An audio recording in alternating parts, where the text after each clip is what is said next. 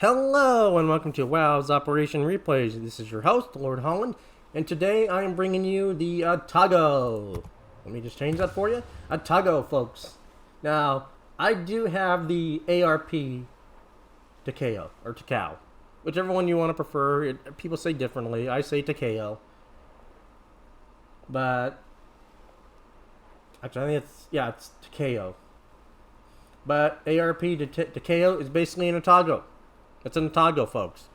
It literally has no, let's just take off the Arpeggio camo for a second. That's the Atago. That is a pure Atago with a beautiful skin on it. There is no difference to this ship, besides that it's just an Atago. It is basically an Atago. It has Atago stats and everything. This is a copy and paste Atago. Like all tier premiums, you get your standard,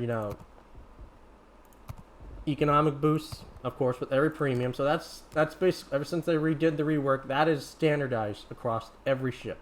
That's the standard. And unless you have had the ship before and you had like the core Bayashi camo or the Alder camo on Prince Eugen, then it changes. But as far as armor goes, she is fairly armored. She does have a 27mm sight, so you can bounce shells on that. But look at her bow. That's a 25mm bow and a 25mm stern. You will be overmatched by 16-inch guns. So, in most of the battleships you are facing in operations, except for a few, like the Baron and those, do have those 15-inch guns. But I believe 15-inch also goes through 25mm armor too. So she's overmatchable. Let's pull her bow away for a second. Now, let's just take off some of this armor. We can show you the Citadel. That's the Citadel. That is clear above the waterline there. So this thing does get Citadel and can be deleted. So just be aware of that if you're going to pick this ship up. It takes Citadel damage real easy. And the replay I have shows the strengths of the Atago, but it also shows the Citadel damage. So you will see me get hit pretty hard and see what it feels like. I get lucky and get away with it. Now, for survivability wise, she gets a 40,100. That's without survivability expert. With survivability experts, about 44,000. It really depends if you want her. Now, torpedo damage reduction, nothing special. You take Torps in this thing, you're going to be taking damage. It's not going to save you. Range, 15.3. Very decent for operations. Somewhat mediocre for randoms. The guns have actually very nice ballistics. At 80, with both shells traveling at a velocity of 840. Now, the AP damage, HE damage, not the best. But, if you hit a pretty good target with these shells, you will do pretty good Citadels. So let's say 3 Citadels and 2 Citadels. That's about 10,000 damage. That's still pretty good damage. So, there's nothing to complain about this ship. The AP is decent for broadside cruisers, and the HE is just amazing. Now, let's look at her consumables. This is basically the standard Atago build. You can choose I usually run now, you can choose between propulsion or steering gears. I prefer steering, but you need concealment, aiming systems, and these two are basically a must. The reason we want concealment on there is because of this. It's a 10.2 detection, or 10.7. Now, why do we want 10.7? Because our torps are 10 kilometers. You can almost stealth torp in this ship, so it's pretty great to have. Now, for consumables, she is one of the few cruisers of tier 8 that do get a heal, so she is incredibly tanky. Now, of course, if you're going to run her, you definitely do want survivability expert, because you can get those hydroacoustic surge, and your heal. That's your bread and butter consumables right there. Manage these consumables wisely, and you will live a long life in the Atago in operations and do great damage. But you got to manage those consumables. AA-wise, it's pretty average. She doesn't really have continuous damage. It's pretty weak. She's firing range average. She's pretty weak as far as AA goes. You're not going to be repelling much, honestly, unless you take defensive fire. But why would you take defensive fire over hydroacoustic? So there's not really a challenge. Rudder shift, actually not bad with the rudder mod, almost 7 seconds. So she's still pretty maneuverable. But she is a very strong ship. I honestly can't say anything bad about the Atago. She is the oldest premium ship in the game. And I honestly can't say anything bad about her. She is an amazing ship. I would love to have maybe an extra 2 kilometer of range on her. Just because it'd be nice. But she's an amazing ship. She has survived years of, all the changes and everything. And she's still an amazing ship. I truly highly recommend her. And she'll cost you about $44 from the premium shop. So she is a little costly, but as one of the cruisers that have a heel, and if you don't have a Japanese crew trainer and you don't like carriers and you don't really want the key, Atago is a very excellent alternative. Very excellent alternative. But let's get into the replay version of it, shall we? And so you can see how the Atago does in battle. Alright, let's get going. Hello and welcome to WoW's Operation Replays, and this is the Atago review, folks. Atago replay review, folks. Now, as you know, the ARP Atago is an Atago. You could get it for free when the ARP event, Arpeggio event, first came around. I got it for free. So, great. But, as like I said, this thing is just a copy and paste Atago. Everything about it is Atago. It's just an Atago with a pretty skin. Personally, I like this skin more than the normal Atago. But you see, we got a Lexington, Nagato, Sinup, Talon, and a Mines. Really good team. And we're on Hermes. Everyone knows that Hermes is the most difficult op to 5-star.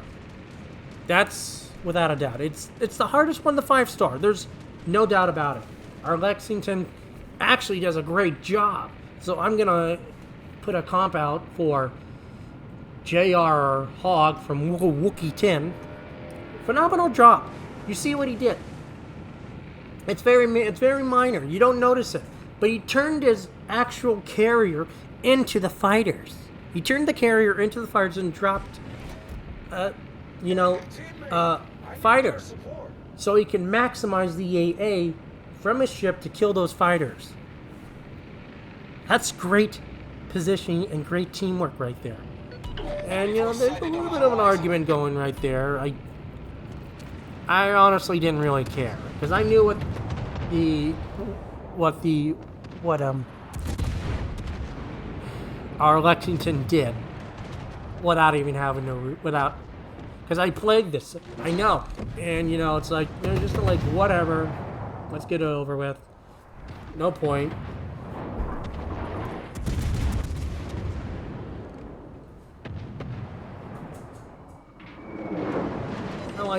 I'm just shooting the DDs.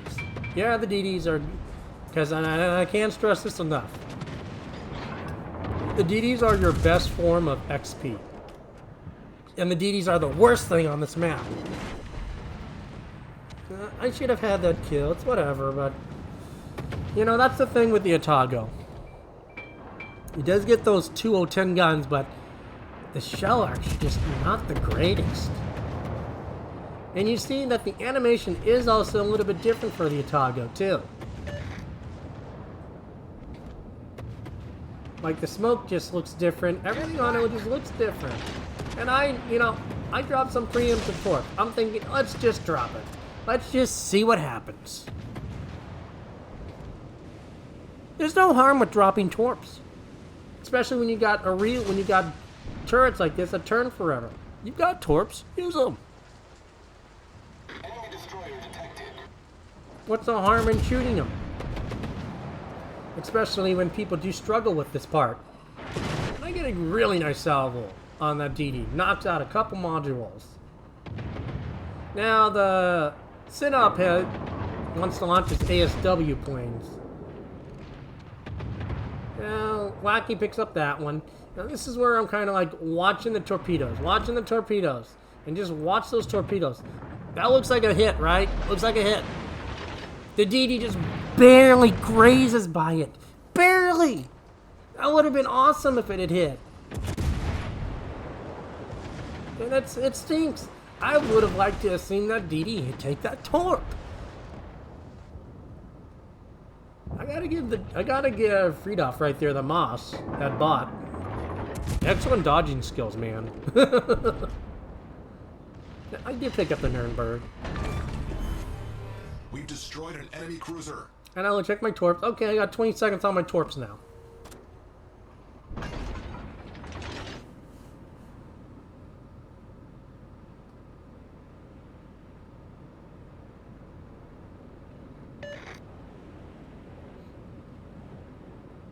Now, Atago is just an amazing ship. She can be very tanky, but she's also very squishy.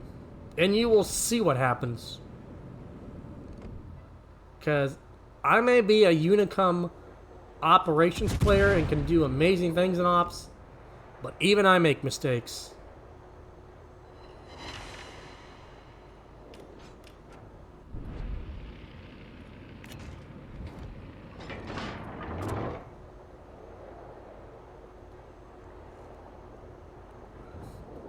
And I'm always looking at my priority target, because I say, okay, I get 4 people firing at me, so it's like, okay.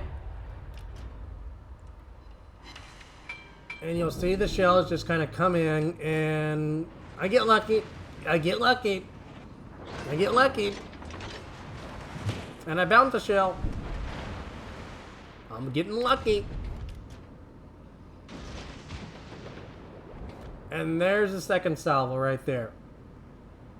A blind shot. I wasn't even detected. And I take a 20k salvo. And I'm like, ow. And you can see the hole right in my beautiful paint scheme.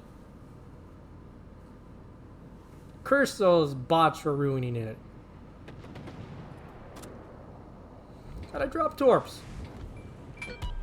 Because those Torps, those cruisers, those battleships do have do tend to, you know, take out our cruisers at times. Now, the Torps weren't the best, I'll be honest. They're not my best Torps. But every bit of damage helps. And you can see the little bit of explosions right there on the rocks. That's just one of the fun animations of the ARP ships. And that stays in tune with the actual anime show, which was phenomenal. I loved that show. I watched the whole thing, the movies, everything. It was an amazing show.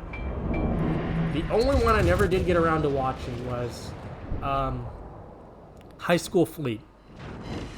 So if anyone out there knows a place where I can watch High School Fleet for free, please comment in the comment section, because I would really like to know where I could watch that. It's on my list of anime shows to watch.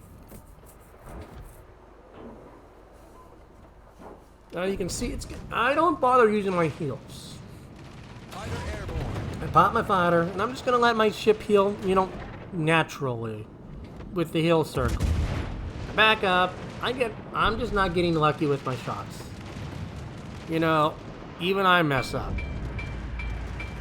The shells just literally graze over me. If I had probably been a little bit back further than that, it might have been a Citadel. I got real lucky. I'm just trying at this point to help my team.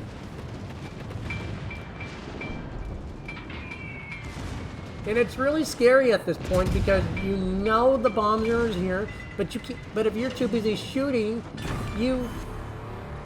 for all you know, they could be right on top of you. You hear them drop, and it's like, ugh, are they gonna hit me? Are they gonna hit me?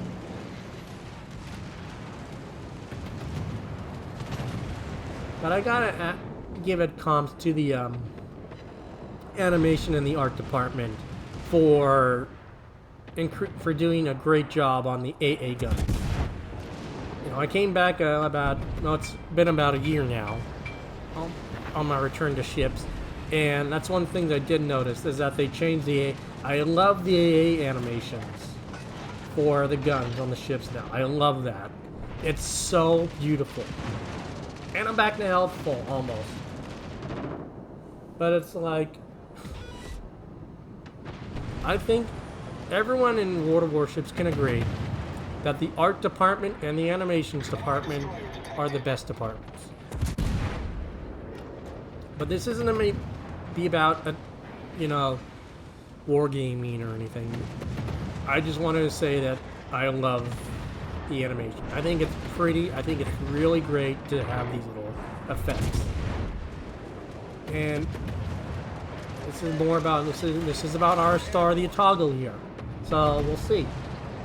And on Hermes again. So you know, I'm shooting. I'm drawing out. I'm getting away so I don't get focused.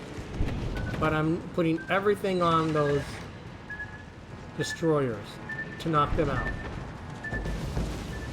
And every time you see me, I'm popping to my priority section, priority target section. So I'm always getting max damage. So I'm always trying to keep my AA up to help my allies. And I see our little talent buddy right there. He's not doing so well.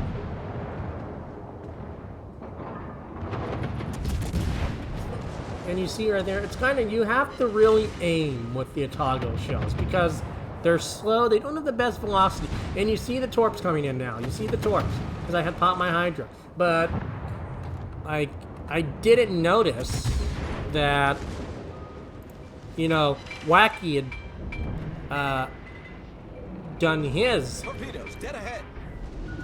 Hydro. So it was kind of a wasted Hydro, unfortunately. So that's on my bad. I didn't notice that. You see more Torps coming in, and I'm just kind of dodging and ducking. And, you know, I could focus this Baron, but at this point, I don't really care about it. I don't really care about helping on the Baron. Because those cruisers are the next problem.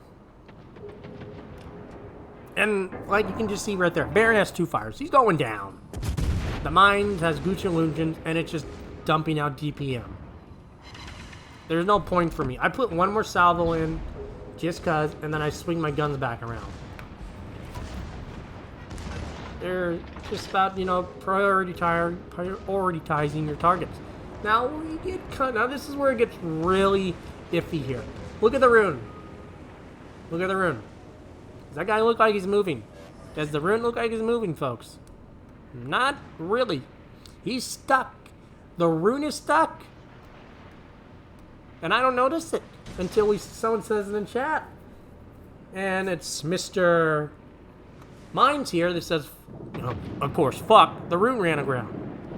And I'm like, okay, not to worry, we can get this, we got it, we got 8 minutes to do this.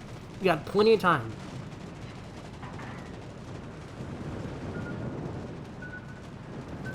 And I'm like, have a BB ram it.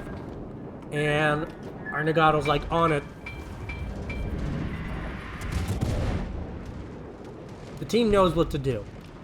That's the second time I've seen it happen. The rune gets beached.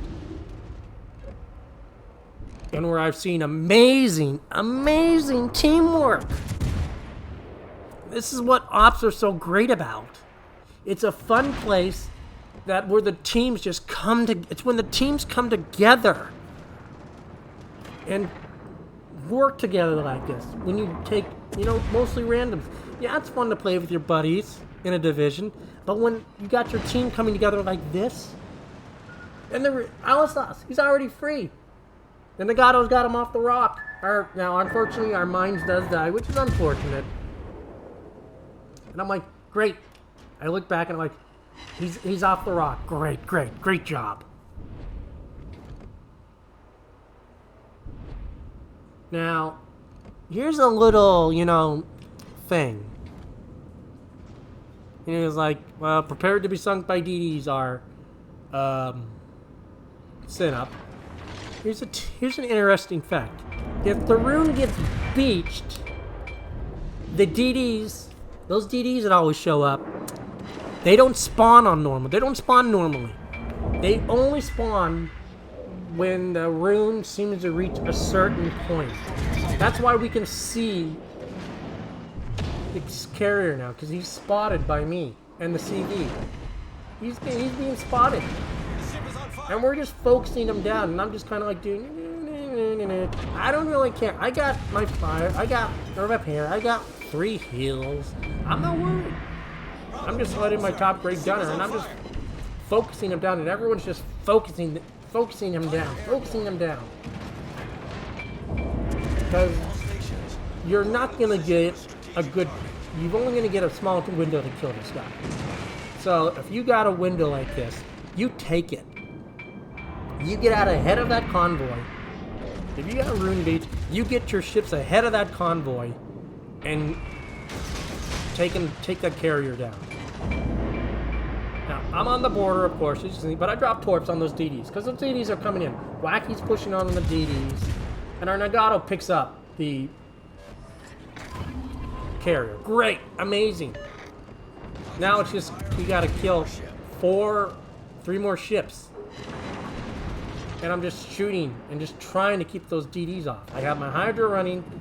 I drop Torps. Yeah, I'm not the best Torp, but my point is to just launch out enough Torps and hit something. Boom, there's a Torp. Every bit of damage helps. Now, Wacky does go down. That's unfortunate. But we still have the ability to keep our 3 battleships alive. And he's like, frick. Because it is kind of scary. Usually, 3 battleships don't survive.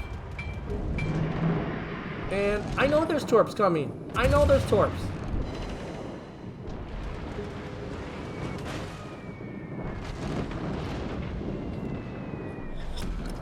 Battle ends in 5 minutes.